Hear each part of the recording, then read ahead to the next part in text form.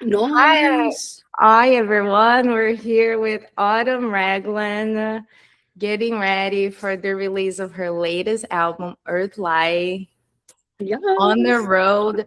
So tell me, is this your first time getting back on the road after a long period that you Yeah. spent taking care of family and health? How is that going? Tell me about this weekend and this moment.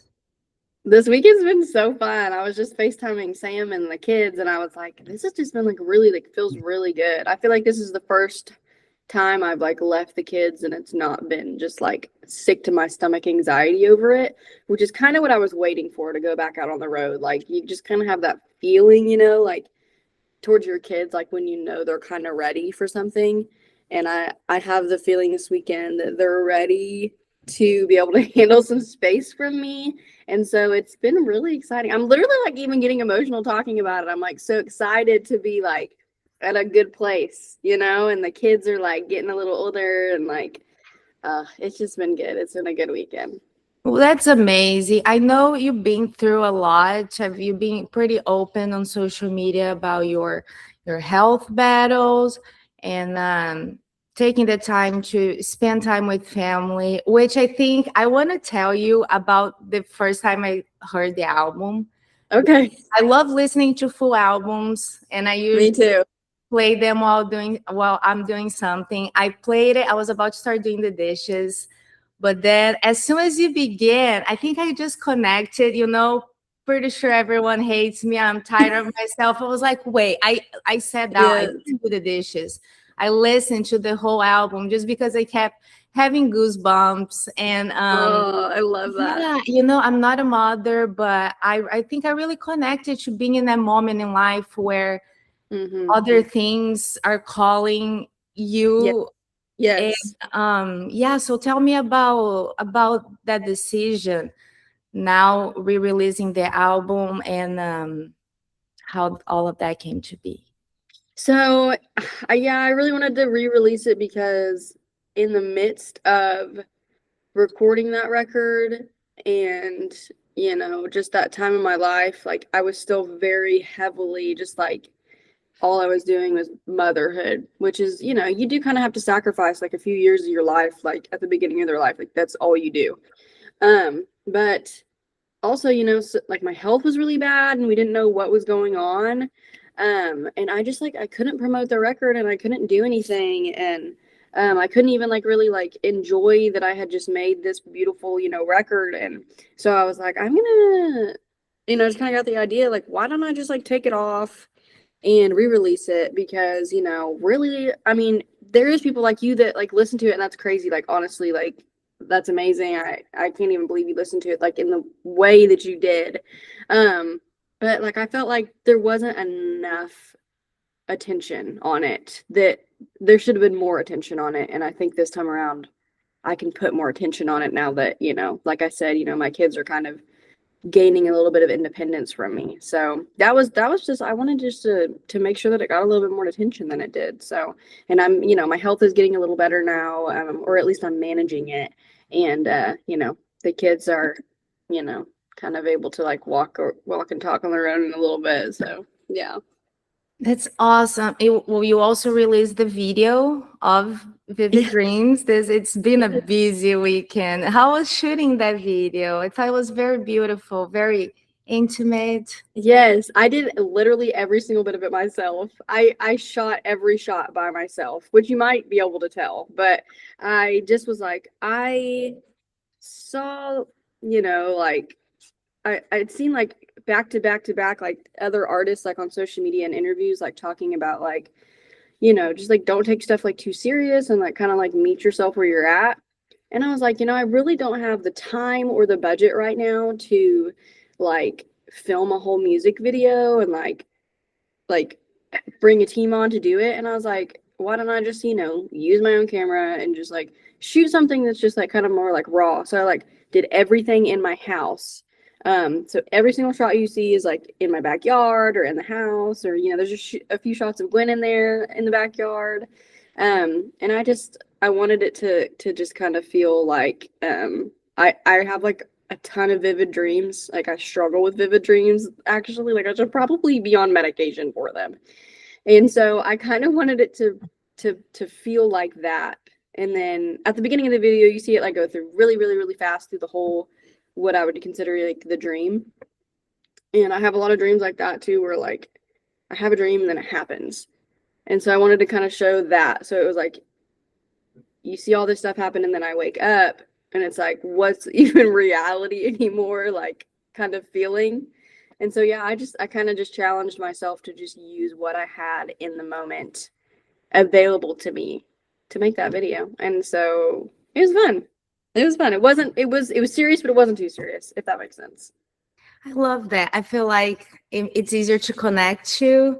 And on that, I want to talk about your songwriting. I went back to listen to the first interview you did with Dally back in 2020 when we met at Golden Light. Yes. I know. Yes. I was like taking a trip down to memory lane. And it was actually so nice because back then we already talked about your songwriting, your ability to write songs about anyone and anything, any situation. However, this album does feel much more personal, and I want to hear that from you. Even I remember on Spotify seeing, I got emotional when I saw you singing on stage with your baby, and I just thought that was so awesome because I just imagine how hard it is. Yeah. So tell me about creating these songs. How long ago did you start writing them? How did the album came to be? Oh my gosh. I mean, Noah, the last song on the record as of the last release. I mean, I wrote that within the first few months of her life, and she's 3 now. So, I mean, definitely like I've been gathering songs for that record for a really long time. And yeah, they're very, I mean, I would say like Noah, like I barely remember writing it, which is my favorite type of song. That's my favorite type of song to have is the ones I like barely remember writing because they just kind of like they come out as like fast, like however long the song is, that's how long it took to write. You know what I mean? Like it was just like it came out. And so yeah, they're really personal. I mean, for like you said, like those first lyrics are like, I'm pretty sure everybody hates me.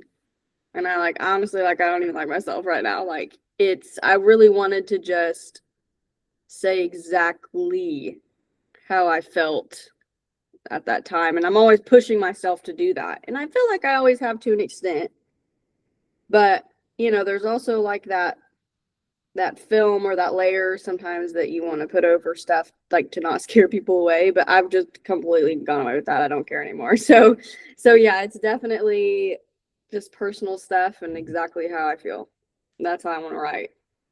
I love that. I saw you did a post saying that about writing songs driving down the road, and Oh yeah. is that in which situations do you usually write, and did being a mother change that process for you in any way? Oh my gosh, yes. So I mean, obviously, if I am alone in the car, I usually do write because it's usually like these days and for a while, years now, it's like the lyrics and melody come at the same time, and then usually I'll put it to like chords later, and that's usually the best songs I feel like. And yeah, it definitely changed a lot because after I became a mom, especially when I got to like the point of 3 children, I mean, good Lord, that was a lot. And there was a long time like I wouldn't write at all. I mean, it would be like maybe I wrote a song every 6 months where like used to I was writing every day. And it was just because I had like no capacity at all for anything else but to take care of the kids. And so in that way, it changed for me because I kind of had to learn how to touch on that like muscle again. You just kind of have to like keep like I would write and like it would be awful, but just keep doing it over and over again until I felt like I was, you know, touching that space again. And now I feel like I'm a little bit more back to normal. But yeah, I mean, it changed the process because the process wasn't happening at all. And so I had to get back to the point where I could make it happen. Yeah, I can only imagine how hard it is. I also saw one of your posts talking about the process going to the studio to record those long hours in the studio. How did it go putting that team together, all those musicians? I love the melodies in the album. So how was that? Oh, it was great. I had my just normal band, pretty much, come in and record for me, except for, besides my husband Sam, because I made him stay home and take care of the girls. And so the guy who produced the record, Adam Oder, he played bass, which he didn't know he was going to until he showed up, and we're like, "Oh yeah, we need you to play bass. Let me know if I need to pay extra." I had Drew McKinney on keys and Ethan Adams on drums, and we recorded at Church Studios. And I mean, that was just, yeah, that was so much fun, but long, long hours because we were trying to fit it all in this allotted time that, you know, uh, everybody in that band had kids. You know, Adam, he lives in Quanah, Texas, so he was coming to Tulsa for that, and making sure everybody got home to their kids, and and then we honestly didn't have enough time to finish, so they ended up coming to my house. Oh gosh, a while later, and we recorded all the harmonies in my closet. And I mean, that was just a good group of people. It was awesome. I love that. I love the closet recording. I saw a video of y'all doing the drums too, and I love it. I do Love that a it. lot because I'm like, if I don't have the time or like the space or the money at that point, I'm like, I just want to make it work regardless. So like, let's just do it at the house while the kids are at school. Like, just that's so much easier for me than having to rent out studio time and hire musicians, and which is all, I mean, that's such a fun thing to do, but sometimes it's just not possible. It's just not possible. So you just record it in the closet. Just get it done. Well, and it is done beautifully, Yeah. especially Thanks. if you want to talk about that. I know you just found out a lupus diagnosis, and I Uh-huh. imagine Yeah. how did you find that out, and how are you navigating that health battle? I have had pretty major symptoms since I was like a teenager. But I remember like going in and then being like, oh, you're just a teenager, you're tired, you're growing, so you're aching. But like, I mean, I've been on the road for a while, and I mean, it would just be like the most exhausted, debilitating pain. And yeah, I mean, it was just like, I didn't even know how I was functioning all these years. And then finally, I mean, everything just got almost too much. It was like I took on too much stress because I even was trying to go back to school for a little bit. And it was like my body said no. And I just had like the most intense flare up I've ever had. And, I was already dealing with like joint pain, muscle pain. We did find out I had celiac disease, so I thought that was the end of it. Um, but, I had that big flare up, and then I ended up in the hospital because, I mean, I had a headache so bad that I couldn't even walk straight. And I was in the hospital for 4 or 5 days. And I mean, they did so much blood work, so many scans. They thought I had MS because, I had lesions on my brain, um, which I blame on everything now. I'm like, listen, I have lesions on my brain. I'm tired. I'm confused. Don't even. Don't I use talk it as to an me. excuse every day. But and so I kind of took those blood results to my rheumatologist, and he was like, "Oh, yeah." And we talked about symptoms and everything. He was like, "Yeah, you have lupus and psoriatic arthritis." So I've got like all these issues, and honestly, like after that appointment, I was just like crying because it's not a good thing to hear that you have it, but it's a good thing to know like now we can maybe find ways to manage it. And so since then, I've gotten on medication, and I started lifting weights, which is something they recommended. So I'm working out regularly, and obviously I honestly eat pretty healthy, and I'm still struggling with, migraines daily. And that's something that I I've got to go to, or I have been, and I'm gonna go back to, my neurologist, and I've got to figure out stuff for that. But it's been really hard because I couldn't work like I wanted to and to the extent that I used to be able to, especially after having kids. And it was just devastating. And I was like, why can't I like live my life right now? Why do I always feel like crap? And why am I hurting? And it just made it impossible. I mean, a lot of it had to do with the exhaustion of the kids, but now I know like I was really sick and nobody knew what was wrong with me. And so that was really good to hear and to find out. And now I'm able to manage it a little better. I'm feeling a little better. I'm not feeling 100%, but like I can go out on the road and still wake up early and have this interview, and that feels incredible because I mean, even 6 months ago I couldn't do that. I could not handle like doing anything at all. So yeah, it's been a lot, but I'm really excited that now I know what's going on and I can kind of, work through that. Yeah. Yeah, I'm sorry to hear all that. And I hope Hey, the diagnosis can bring you the clarity, yes, it's been the good. ways to It's been good. healing. Mm-hmm. Well, especially now you have a busy year ahead, right? You're going all over as far as Yes. Chicago. Yes, I So know. I'm how like, ooh, so how are ooh. those preps? Are you so you're opening for Chris Night this weekend, and then from Mhm. there on is you solo? How are those preps going? So I'm not doing anything solo this year. Okay. I want to go. I told Sam because he does my booking and everything, and I'm opening up for his band a lot too.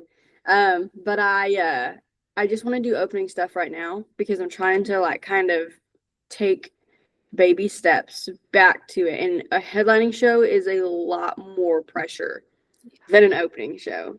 So I'm trying to take baby steps to get back to where I can play a full set again and feel okay. Because, I mean, even last night, I played for 45 minutes and I was wiped and it was just me on acoustic. So I do have to build back my strength a little bit. And I recognize that because I want to. I want to just go back in and be able to do it like I used to, but I really cannot. If I do, I will flare up and I will be in bed, you know? So yeah, I'm just trying to make sure I'm doing opening stuff, small, small stuff and build back up to doing headlining stuff. Yeah.